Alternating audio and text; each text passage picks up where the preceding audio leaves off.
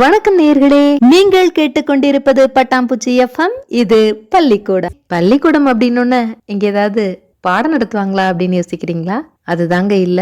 நம்ம அன்றாட வாழ்க்கையில நம்ம பார்த்த, நம்ம கேட்ட, நம்ம பழகுன பல செய்திகளுக்கு பின்னாடி இருக்கக்கூடிய தெரியாத செய்திகளை பத்தி தான் இந்த நிகழ்ச்சியில பார்க்க போறோம். இன்னைக்கு நெஞ்சையெல்லும் தஞ்சையின் கொஞ்சு தமிழ் பேச்சாளர், தேசத்தின் தரம் உயர்த்த அனுதினமும் மாணவர்களை செதுக்கும் ஒரு ஆசிரிய சிற்பி முனைவர் மீனா குமாரி அவர்கள் நமக்கு தெரிந்த செய்திகளுக்கு பின்னால் இருக்கும் தெரியாத செய்திகளோடு இணைகிறார். இன்னைக்கு எதை பத்தி பேச போறாங்க அப்படின்னு உங்களை மாதிரியே நானும் ரொம்ப ஆர்வத்தோட காத்துட்டு இருக்கேன்.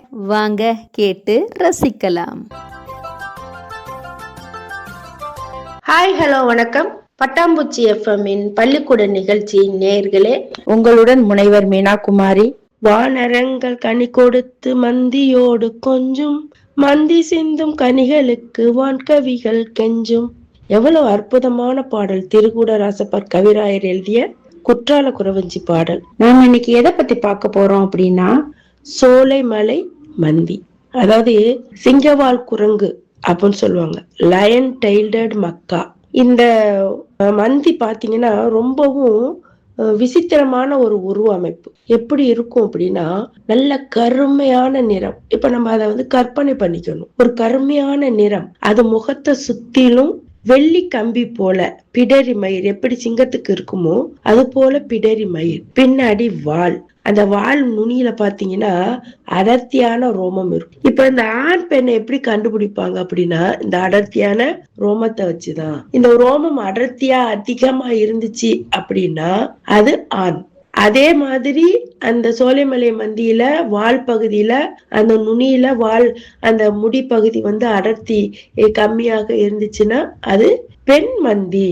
இது வித்தியாசமான ஒரு உயிரினம். இப்ப இது பெரும்பாலும் எங்க அதிகமா இருக்கு அப்படின்னா, தென் தமிழ்நாட்டுல கேரளா எல்லை பகுதியில களக்காடு, தேனி, பொள்ளாச்சி, வால்பாறை, அமைதி பள்ளத்தாக்கு, குதிரைமூக்கு, அதாவது கர்நாடகத்துல இருக்கு, அது மடிச்சேரி, இதெல்லாமே பாத்தீங்கன்னா அங்கதான் குரங்குகள் இருக்கு. குறிப்பா வால்பாறையில 117 குரங்குகள், இந்த மாதிரியான குரங்குகள் கூட்டமாக வசிக்குது.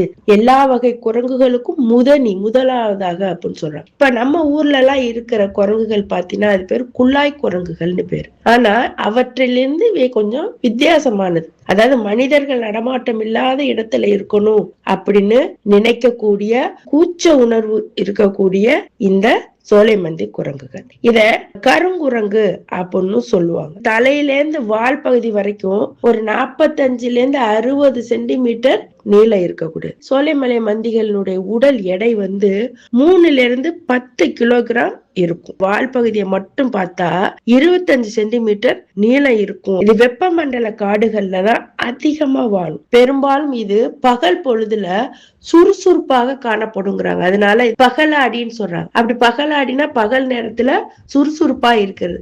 அதற்கு அடிப்படை காரணமே உணவு தேடுறதாங்க. எங்க இருக்கு என்னன்னு அதற்கான உணவுகளை தேடுவதற்காக அப்படியே அலைஞ்சி திரியும். அதனாலதான் அதனை பகலாடின்னு சொல்றாங்க. அப்ப அது உணவுகள் என்னவா இருக்கும் அப்படின்னா, சின்ன சின்ன பூச்சிகள், பூக்கள், பழங்கள், இவற்றையெல்லாம் தான் அவை உணவாக உட்கொள்ளும். பெரும்பாலும் மனிதர்களை போல ஒரு கூட்டு குடும்பமாக வாழக்கூடியது. ஒரு 10 to 20 நபர்கள் இருக்கக்கூடிய கூட்டு குடும்பத்துல இது வாழக்கூடியதாக இருந்திருக்கும். இந்த சோலைமலை மந்தியினுடைய சிறப்பு என்னன்னா, தனக்கென்ற ஒரு வழிவகைகளை, ஒரு எல்லையை வகுத்து கொண்டு வாழக்கூடிய உயிரினம் இது. மௌன காவலன், விதை பரப்பி அப்படிங்கிற ஒரு சிறப்பு பெயர் இதுக்கு உண்டு. இது எப்பவுமே கிச்சு புச்செல்லாம் கத்தாது. குரங்கு எப்படி கத்தும், கிச்சு கிச்சுன்னு கத்தும், ஆனா எந்த சத்தமும் போடாது, அமைதியா இருக்கும். அதனாலதான் மௌனம். அது என்ன காவலன்? அது பொதுவா காடுகள்ல இருக்கக்கூடிய பழங்களை, குறிப்பா சொல்லணும்னா மாம்பழம், பலாப்பழம், வாழைப்பழம், இந்த மாதிரியான பழங்களை எல்லாம் சாப்பிட்டுட்டு, அது பாருங்களேன் ஒரு அதிசயம், ஒரு 2 to 3 கிலோமீட்டர் தூரமா போய் அந்த விதைகளை அப்படியே பரப்பி விடும். அந்த மாதிரி பரப்பி விடுறதுனாலதான் அதை விதை பரப்பின்னு சொல்றாங்க, காவலன் அப்படின்னு சொல்றாங்க. அப்ப அந்த காட்டுக்கே காவலனா இருக்கிற அந்த சோலைமலை மந்தியை நம்ம எவ்வாறு பாதுகாத்து வச்சிருக்கணும்? இது ஏன் இத பத்தி நம்ம பேசுறோம், கேக்குறோம் அப்படின்னா, இதனுடைய அதிகமா வரக்கூடிய தன்மையெல்லாம் குறையிறதுக்காக தான் இத நாம சொல்ற மாதிரியான ஒரு நிலை வந்திருக்கு. ஒரு 3 சமிக்கைகள், அதாவது தங்களுடைய கருத்துக்களை வெளிக்காட்டக்கூடிய ஒரு திறமை குரங்குகளினுடைய எல்லா குரங்குகளுக்கும் இருந்தாலும் இந்த சோலைமலை மந்திக்கு இருக்கக்கூடிய ஒரு ஸ்பெஷாலிட்டி என்னன்னா, இது என்ன செய்யுமா, 2 உதட மேலும் கீழுமா அசைக்கும். அப்படி அசைக்கிறதுனால என்ன கருத்தை பரிமாற்றி கொள்ளுது அப்படின்னா, இந்த இடத்துல உணவு இருக்கும், ஆனா தங்குறதுக்கான வசதி இருக்காது, இந்த இடத்துல நாம இங்க இருக்க கூடாது, வாங்க நம்ம வேற இடத்துக்கு போவோம் அப்படிங்கிறதுக்கான ஒரு குறியீடு தான் உதட மேலும் கீழுமா அசைக்கிறது. இன்னொன்னு சொல்ல போனா கொஞ்சம் ஷையாவே இருக்கும். என்னன்னா, நம்ம எல்லாம் சிரிப்போம்ல மனிதர்கள்லாம், அது போல சிரிக்கும். அப்படி சிரிக்கிறது என்ன அர்த்தம் அப்படின்னா, தன்னுடைய பெண் மந்திய அது கூப்பிடுறதுக்காக இங்க இருக்க வேணாம், இங்க ஒரே கூட்டமா இருக்கு, நம்ம வேற இடத்துல உட்கார்ந்து பேசுவோம் அப்படிங்கிறதுக்காக ஒரு குறியீடு, சமிக்கைகள். அதுதான் 3வது கருத்து பரிமாற்றத்துக்குரிய குறியீடு என்ன அப்படின்னா, இப்ப நம்ம நாயும் சண்டை போட்டுக்குச்சு அப்படின்னா இந்த வாயை திறந்துகிட்டு அப்படியே பல்லு, சிங்கப்பல்லு, கோரப்பல்லு எல்லாம் காட்டும் பாருங்க, அந்த மாதிரி காட்டும். அப்ப காட்டும் பொழுது அதனுடைய மனைவி என்ன செய்யும், மூஞ்ச திருப்பிக்கும். என்ன அர்த்தம்னா, கணவன் மனைவி கிட்ட சண்டை போடுறது, உன்னை பத்தி எனக்கு தெரியும், வேலையை பார்த்துட்டு போங்கிற மாதிரி அந்த பெண் குரங்கு என்ன செய்யும், முகத்தை திருப்பிக்கும். அப்ப இந்த 3 வகையான கருத்து பரிமாற்றத்தை தான் அதுங்க தங்கக்குள்ள செஞ்சுக்கிறதா சொல்லும் பொழுது ரொம்பவும் ஆச்சரியமா இருக்கு. சில நேரத்துல அழகா இப்படி எல்லாமா கருத்தை பரிமாற்றி கொள்வாங்க அப்படிங்கிற ஒரு நம்மளுக்கு ஒரு சிந்தனை வருது. இப்ப இது பழம், பூ இதெல்லாம் சாப்பிட்டாலும் இத நம்ம ஏற்கனவே ஒரு பறவை பத்தி பார்க்கும்போது சொல்லியிருந்தோம், IUCN அப்படின்னு, அதாவது international union of conservation of nature, அதாவது பன்னாட்டு இயற்கை பாதுகாப்பு. அந்த கூட்டமைவுல பாத்தீங்கன்னா 3000 இருந்து 3500 வரைக்கும் அந்த புத்தகத்துல அந்த விலங்கு இருக்கு. ஆனாலும் இது இன்னும் கொஞ்சம் குறைஞ்சதுதான் இருக்கு அப்படிங்கிறதுனால நமக்கு கொஞ்சம் அச்சமாகத்தான் இருக்கு. பெரும்பாலும் தமிழ்நாடு, கேரளா, கர்நாடக மாநிலத்துல இந்த பசுமை மர காடுகள் எல்லாம் இவை அதிகமா காணப்படுது. இவை பெரும்பாலும் மரத்தினுடைய உச்சியில தான் தன்னுடைய வாழ்நாள கழிக்கும், அமைதியா உட்கார்ந்துருக்கும். நம்ம இந்த மாதிரியான சோலைமலை மந்தி குரங்குகளை எல்லாம் நம்ம பாதுகாப்பா வச்சுக்கணும் அப்படிங்கறத நம்மளுடைய தலையாய கடமையாக இருக்குது.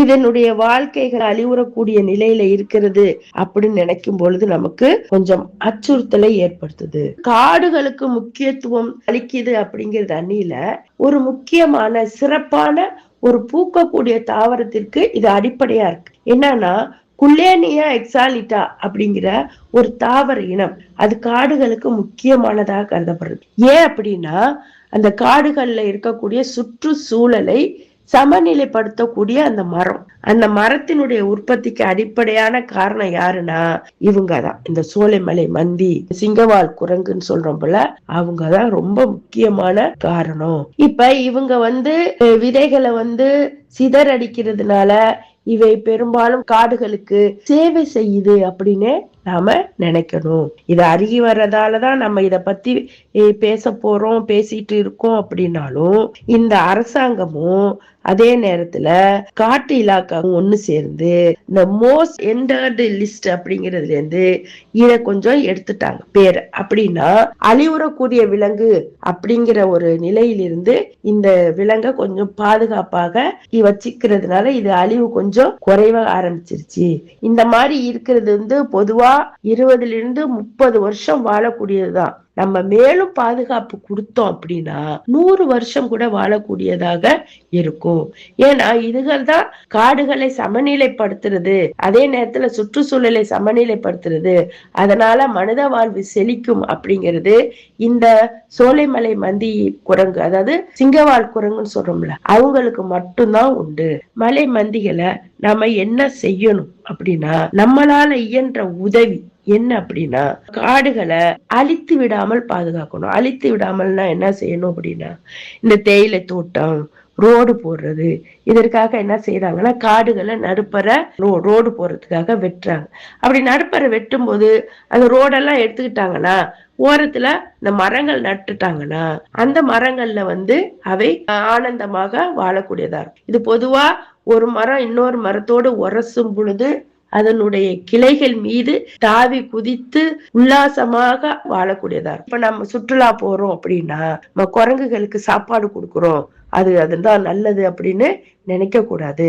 ரெண்டாவது, பிளாஸ்டிக் பொருட்கள் எல்லாம் அந்த இடத்துல போடும் பொழுது சுற்றுச்சூழல் பாதிக்கப்படுது. அந்த மாதிரியான உயிரினங்கள் அழிவுக்கு நாமளே வழிவகுக்கிற மாதிரி இருக்கு. இப்ப இதெல்லாம் என்ன செய்யணும்னா, இந்த மாதிரியான ஊடகங்கள், பண்பலை பரிமாற்றங்கள், புலனங்கள், அதாவது வாட்ஸ்அப், இந்த இன்ஸ்டாகிராம் சொல்றாங்கல்ல, அதன் வழியாகலாம் இந்த மாதிரி சோலைமலை மந்தி குரங்குகளினுடைய வாழ்வாதாரத்தை பத்தி நம்மளால முடிந்த அளவு பள்ளிக்கூட குழந்தைகளுக்கோ இதெல்லாம் அவேர்னஸ், அதாவது விழிப்புணர்வு கொடுக்கும் பொழுது குரங்குகளினுடைய அழிவை நாம காப்பாற்ற முடியும். ஆயிரக்கணக்கான மரங்கள் நடுற வேலைய அது எடுத்துக்கிட்டு அதை செய்யுது. அப்ப அப்படிப்பட்ட அந்த விலங்குகளை, மௌன காவலனை, விதை பரப்பிகளை நாம எந்த ஒரு சூழ்நிலையிலும் அழிவான நிலைக்கு கொண்டு செல்லாமல் ஆரோக்கியமான ஒரு வாழ்வாதாரத்தை அதற்கு கொடுத்தோம்னா அது சிறப்பானதொரு வாழ்வாதாரத்தை மனிதர்களுக்கு கொடுக்கும். இதனாலதான் தமிழ்நாடு வனத்துறை இந்த லயன் டைல்டர் மக்காவை 1,00,000 கூடுகள், தனிப்பட்ட கூடுகள் செயற்கையான முறையில் அமைத்து அதனை பாதுகாக்க வழிவகை செய்யறாங்க.